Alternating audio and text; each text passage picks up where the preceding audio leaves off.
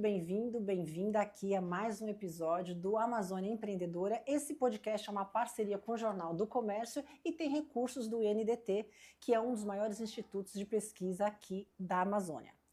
Hoje eu recebo um convidado muito especial, que é o Leopoldo Montenegro, que está recém-nomeado aqui como superintendente da SUFRAMA, que é a Superintendência da Zona Franca de Manaus, a SUFRAMA, e ele, nosso convidado hoje, vai falar sobre a nomeação dele, sobre os planos dele. Então, seja muito bem-vindo, Leopoldo, muito obrigado pela sua participação. Eu que agradeço aqui com a a gente. participação. Eu não acabei não falando todo o seu histórico aqui, porque você tem muita coisa para falar. Deixa eu ver, você é graduado em Administração e Direito, mestre em Engenharia de Produção, com foco em indústria, amazonense, e eu achei curioso que você falou para o nosso amigo num podcast recente que você foi muito praticante de esportes. Isso. Inclusive jogou basquete. Joguei basquete profissional dos meus 14 até os 21 anos. Então, com 14 anos eu saí de Manaus, fui morar em Franca, interior de São Paulo, que é considerada a capital do basquete nacional. Fiquei 5 anos em Franca, jogando basquete profissional, inclusive recebia salário para isso. E aí de Franca eu fui para São Paulo, capital, e fiquei 2 anos no Pinheiros, que também é um clube muito conhecido, inclusive internacionalmente. E aí voltei para Manaus, porque eu tive uma contusão no tornozelo esquerdo, fiz a minha cirurgia lá em São Paulo, mas voltei para fazer minha recuperação aqui em Manaus, e aí meu pai falou: meu filho, é melhor você ficar por aqui, é melhor estudar, seguir outro caminho, que esse negócio de basquete não vai dar muito certo, não. Aí foi quando você engrenou para os estudos. Aí eu fui fazer minha faculdade, fui correr atrás, né, das coisas da vida, e acabou dando certo, porque estou seguindo uma carreira aí no Serviço Público Federal, né, desde 2014. Exatamente. Eu estou na SUFRAMA e agora tendo a oportunidade de estar como superintendente dessa Era importante autarquia para a nossa região. Até porque você é funcionário público de carreira, está há 12 anos à frente da SUFRAMA, então, na SUFRAMA, então você conhece muito bem os desafios e conhece muito bem o seu segmento. Eu queria que você falasse um pouco disso, porque você começou lá atrás, veio vindo, participou de muita coisa, inclusive no livro que você participou, no meu livro que você participou, que depois eu vou te entregar aqui uma edição, um exemplar. Você falou sobre os programas prioritários, né? Tem uma entrevista do Leopoldo, eu vou deixar aqui para vocês o link depois, para quem quiser conhecer o trabalho dele e essa entrevista que a gente fez para a Amazônia Sustentável Ecossistema Empreendedor, que você falou sobre programas prioritários. Então, você passou por várias áreas dentro da SUFRAMA. Eu queria que você falasse um pouco dessa tua experiência profissional, para chegar até aqui. Isso, eu cheguei na SUFRAMA por meio do concurso público em 2014, a gente teve o último concurso da SUFRAMA. Iniciei minhas atividades em fevereiro de 2015, entrei um pouco depois, e aí entrei no gabinete da superintendente, que na época foi a doutora Rebeca Garcia, que foi uma das primeiras superintendentes ao qual tive a oportunidade de conviver. Fiquei um período curto no gabinete, cerca de 2 a 3 meses, e depois fui para a SAP, que era a Superintendência Adjunta do Planejamento, que hoje até mudou a sigla, mas a SAP cuidava da política da lei de informática e da parte de convênio por meio de emendas parlamentares. Fiquei um tempo na assessoria, na época o superintendente era o doutor Marcelo Pereira, fiquei eu acho que 1 ano e meio na assessoria, e depois fui nomeado como coordenador já para cuidar e acompanhar essa parte da política da lei de informática na Zona Franca de Manaus. E aí na coordenação eu passei 6 anos, né, como coordenador dessa área, pude conhecer profundamente a parte de pesquisa, desenvolvimento e inovação, ICTs, incubadoras, aceleradoras, startups, a parte de programa prioritário, que eu fiz a contribuição aí no seu livro, que por sinal é um livro belíssimo, recomendo para a todos vocês. E de lá veio depois a gestão militar. E aí na gestão militar, que foram 4 anos de gestão militar, eu fui convidado a me retirar do cargo que eu ocupava e fui para o CBA. Fiquei ali de castigo, diria que 2 anos no CBA. Isso, fiquei no CBA, e aí no CBA eu ajudei a construir o plano que tornou o CBA a virar organização Que foi para o social. Bionegócios, né? Isso, que virou, em vez de Centro de Biotecnologia da Isso. Amazônia, virou Centro de Bionegócios Quer da... dizer que você já estava lá por trás. Isso, eu Que estava lá legal. contribuindo tecnicamente para esse plano, para essa virada de chave. Em 2023, o CBA virou organização social. E aí, do CBA, eu voltei para o gabinete, para um grupo de recurso que analisa projetos também de pesquisa, desenvolvimento e inovação. Dali, eu fui nomeado como superintendente da SDI, que é a que cuida da política da lei de informática, como superintendente adjunto já. E aí, na vinda do Bosco Saraiva para a Suframa, em abril de 2023, um pouco depois, em junho de 2023, eu fui nomeado como superintendente adjunto de projetos, né? E aí que eu tive o conhecimento maior da parte, eu diria que mais geral da Zona Franca de Manaus. Quando eu fiquei na SDI, que cuida da lei de informática, a gente cuida de um nicho específico, que são os bens de informática. Lá na SPR, que é a Superintendência Adjunta de Projetos, você cuida de toda a Zona Franca de Manaus. Então, são todos os 25 subsetores afetos à Zona Franca de Manaus. Então, pude ter uma visão mais estratégica do modelo, pude acompanhar a questão fundiária da Zona Franca de Manaus, que hoje se torna um problema, a gente deve falar disso um pouco depois. Pude conhecer os processos produtivos básicos das fábricas e conhecer melhor esse universo ao entorno da Zona Franca de Manaus. E aí, da Superintendência Adjunta de Projetos, agora eu fui convidado a assumir a Superintendência da Zona Franca de Manaus, o que me honra muito, porque sou servidor de carreira, dando continuidade ao excelente trabalho que o ex-superintendente da Suframa, Bosco Saraiva, deixou.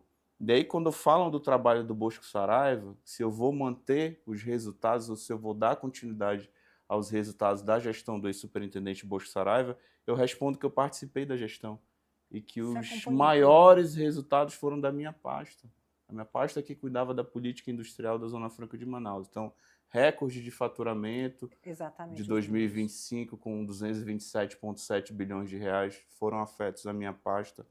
Recorde com relação à quantidade de empregos gerados. Em outubro de 2025, a gente chegou a 132.950 empregos gerados na Zona Franca de Manaus diretamente.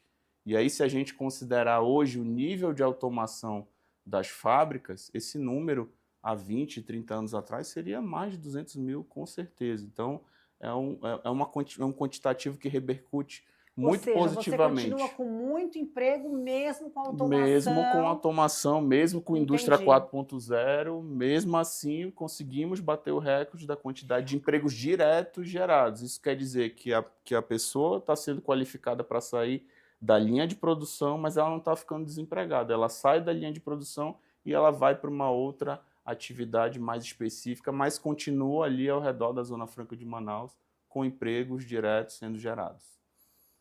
E é incrível isso, né? Porque é um crescimento que vem sendo, cada ano que passa, a Suframa vem realmente batendo recordes, num momento extremamente importante. Eu acredito que com tá uma efusão, muitas empresas vindo para cá, eu tenho acompanhado, né? Essa semana você teve a reunião do CAS, ontem foi do CODAN, enfim, são muitos projetos aprovados, né? Verbos, empresas multinacionais querendo vir, outras expandir. Fala um pouco dessa questão de bastidor, que às vezes não chega até a gente aqui do lado de cá, mas que está assim, muito efervescente. Isso é um resultado concreto da reforma tributária. A reforma tributária deu segurança jurídica, que manteve as vantagens comparativas do modelo Zona Franca de Manaus, e aí tem que dar o devido valor a quem trabalhou em todo esse processo, nosso líder de bancada, que é o senador Omar Aziz, o relator da reforma, que foi o senador Eduardo Braga, e toda a bancada federal contribuíram muito para que esse momento chegasse. Então, para vocês terem uma ideia, a partir de 2033 em diante, que é quando a reforma tributária vai estar 100% implementada, só a Zona Franca de Manaus vai ter incentivo fiscal em todo o Brasil. E aí o que está acontecendo? Como a gente está no período de transição até 2033 dessa reforma tributária, as indústrias que estão fora da Zona Franca e as multinacionais que estão fora do Brasil, sabendo que esse momento vai chegar, estão antecipando a sua vinda para a Zona Franca de Manaus para se instalar aqui na nossa região, para quando chegar 2033 poder ter todas as vantagens comparativas desse modelo. Agora, na reunião do Conselho de Administração da SUFRAMA, a gente aprovou 83 projetos industriais e de serviço. Foi o recorde em uma única reunião de projetos aprovados na história do Conselho de Administração da SUFRAMA. Desses 83 projetos, 38 projetos são de novas fábricas, ou seja, instalação de novas plantas aqui na Zona Franca de Manaus, que se somam ao legado que o superintendente Bosco Saraiva deixou de mais de 195 novas fábricas que também vão se instalar aqui na nossa região. Então, 195 mais 38 fábricas nos próximos 2 anos vão estar em operação aqui na Zona Franca de Manaus. É incrível, né? Incrível. Você vai ter muito trabalho, né? Muito trabalho. A gente está aqui para isso. Aí, a gente está falando, claro, são muitos os desafios. E um dos desafios que eu sei que é bem complicado é a questão do nosso plano diretor. É a questão dos espaços. Eu queria que você comentasse um pouco, deixar falar com você para comentar sobre isso. Como é que a gente vai preparar Manaus para isso tudo? Como é que a gente vai atender todo esse contingente que está chegando aí? Qual é o papel da SUFRAMA nisso? Eu entendo que essa é uma ação conjunta, tá? O Distrito Industrial, eu considero Distrito 1, Distrito 2 e Distrito 3, não tem mais quantitativo de área suficiente para oferecer, por exemplo, para essas 200 indústrias que vão se instalar. O ex-superintendente Bosco Saraiva tinha iniciado um trabalho junto com o Dr. Serafim Correia, a gente até chegou aí ao gabinete do prefeito, então, à época de Manaus, Davi Almeida, para que o plano diretor da cidade de Manaus fosse alterado, né, para permitir a atividade de fábricas até o tipo 5 em localidades específicas da cidade de Manaus. Por que isso? Porque a Zona Franca de Manaus ela foi criada na parte sul, próxima do rio, não tem mais para onde ela crescer. E a Zona Franca de Manaus é um quadrilátero de 10 mil quilômetros quadrados. Você não pode estar fora daquele quadrilátero, senão você não tem o incentivo fiscal. E Distrito 1, 2 e 3 a gente não consegue expandir mais, a gente tem um limite de áreas para poder fazer essa cessão. Então, se a gente não tivermos a expansão do plano diretor, a alteração do plano diretor para permitir que fábricas sejam instaladas em determinadas áreas da nossa cidade, isso vai acabar se tornando um inibidor para quem quer investir na Zona Franca de Manaus. Eu entendo que isso não deve acontecer, né? Já que a iniciativa privada quer investir na Zona Franca, já que as multinacionais querem vir para cá, a gente tem que fazer o nosso dever de casa. E qual é o nosso dever de casa? Oferecer a infraestrutura mínima necessária para que essas fábricas se instalem aqui na Zona Franca de Manaus. Você acha que vai ser um dos seus grandes desafios? Como é que você coloca essa questão? Eu acho que é um dos grandes desafios que eu vou ter, e eu já estou querendo marcar uma reunião na semana que vem, já com o prefeito Renato Freitas, né, para poder conversar essa questão do plano diretor, junto com o amigo Gustavo Igrejas, que assumiu agora como interino a secretaria no lugar do Dr. Serafim Correia. Então, na semana que vem já vou tentar uma agenda com o prefeito para que a gente possa discutir, levar meu corpo técnico para que a gente dê alternativas de soluções viáveis, para que a gente não perca essa quantidade de fábricas que querem investir. Né? E o time também, né, disso. É um assunto do momento, Zona Franca, então a gente tem que aproveitar esse time para poder resolver esses problemas. Aí eu conto muito com a parceria e com a ajuda e a sensibilidade da Prefeitura de Manaus, até porque quando a gente fala de Zona Franca de Manaus, é um assunto comum, né? Então, sim, a gente respira todo mundo tem que estar no mesmo caminho e na mesma direção. A gente respira a Zona Franca de Manaus, a gente sabe da importância socioeconômica para a região, então não tem como ficar fora desse debate. Isso, né? Isso. E quais outros desafios, Leopoldo? O que vem pela frente aí? O que você acha? Olha, essa questão da logística. Deixa eu te perguntar. A BR-319 saiu essa semana, que parece que deu mais um andamento, né, na questão da mexida no trecho do meio. E a gente sabe que a gente está numa região também de logística ainda um pouco complicada. Como é que você analisa essa questão aí, desse movimento? Mais uma movimentação que vai, mas não vai, né? Quando a gente pensa que vai, não vai. Aí A gente não tem ainda muita certeza. Eu espero que dê certo, né? O asfaltamento do trecho do meio da BR-319, porque seria mais um modal alternativo para a Zona Franca de Manaus, mas não só para a Zona Franca de Manaus. A gente viveu um período tenebroso de pandemia, que o oxigênio não chegava até a nossa cidade, porque a gente não tinha uma rodovia que ligasse o Amazonas ao resto do Brasil. Eu acho que além da Zona Franca de Manaus, para esse período de seca, períodos de estiagem, períodos de calamidade pública, que obviamente a gente não quer que aconteça, mas podem acontecer, a rodovia é fundamental e eu espero que isso se concretize de fato e seria um modal a mais alternativo para a Zona Franca de Manaus, né? Hoje, 80% dos insumos que chegam e que saem da Zona Franca de Manaus são pelo modal fluvial, né? Até porque você consegue colocar muito mais carga, insumos e produtos numa balsa do que numa carreta. Então, acaba saindo mais barato você utilizar o modal fluvial. Eu acho que isso não deve mudar muito, mas com essa alternativa a mais do modal rodoviário, eu acho que vai ter um impacto, sim, positivo a favor do nosso polo industrial de Manaus. Até porque provavelmente vai se gerar mais negócios, como você mesmo falou, é mais uma via de acesso, e eu acho que também para algum tipo de indústria deve ajudar muito essa questão da logística, tendo mais esse modal aí como alternativa, inclusive justamente Uma em períodos... alternativa que pode baratear, inclusive, o custo do modal fluvial. Se eu tenho mais uma alternativa a utilizar, eu não tenho um monopólio, né? E quando eu tenho uma concorrência, o que acontece é que os preços eles acabam baixando. Então, a gente espera que isso se concretize, que a BR seja asfaltada e seja mais uma opção para a Zona Franca de Manaus e para a população de uma forma geral. Quais os desafios para 2026? Desafio, primeiro, essa questão fundiária é fundamental, que a gente tem que resolver, e aí eu conto com a parceria da Prefeitura.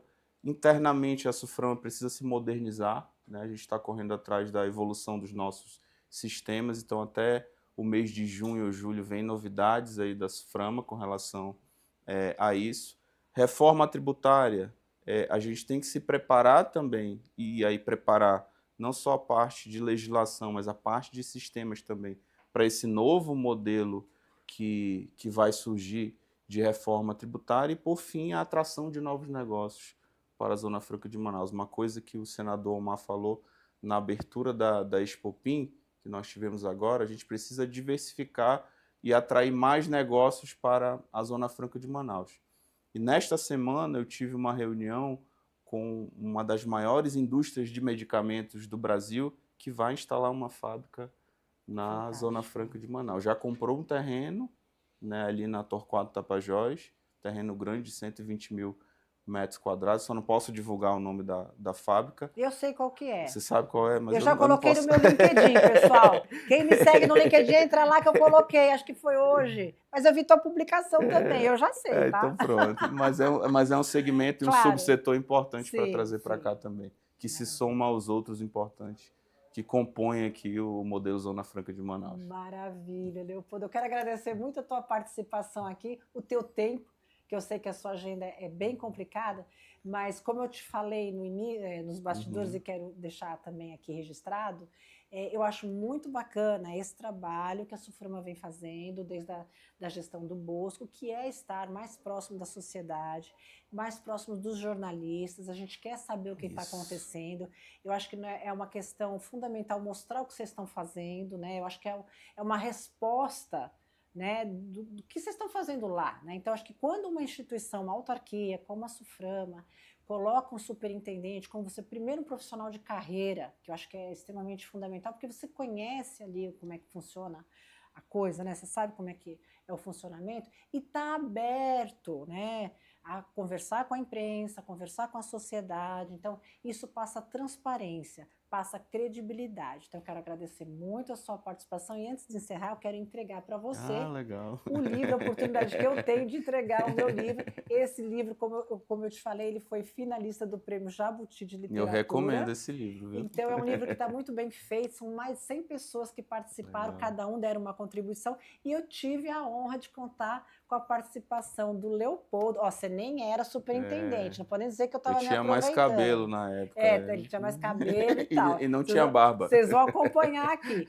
E a gente vai deixar o link. Eu quero agradecer muito sua participação, tanto no livro, quanto a sua disponibilidade de poder ter vindo aqui. Muito obrigado. E agradecer mais uma vez, Leopoldo, um sucesso para você, uma ótima administração. A gente sabe da importância gigantesca do seu trabalho frente a uma instituição tão importante como é a SUFRAMA. E eu lhe desejo, então, todo sucesso aí, muita saúde, obrigado, que você consiga vencer os desafios e que você retorne aqui depois para contar para a gente. Para contar as novidades. Por favor, Vou retornar. Muito Um obrigado, abraço, viu? Obrigada, foi um prazer. Viu? O prazer foi meu. Gente, é isso aí. A gente está finalizando mais um episódio aqui do podcast Amazônia Empreendedora. Agradeço a sua participação aqui com a gente e até a próxima semana.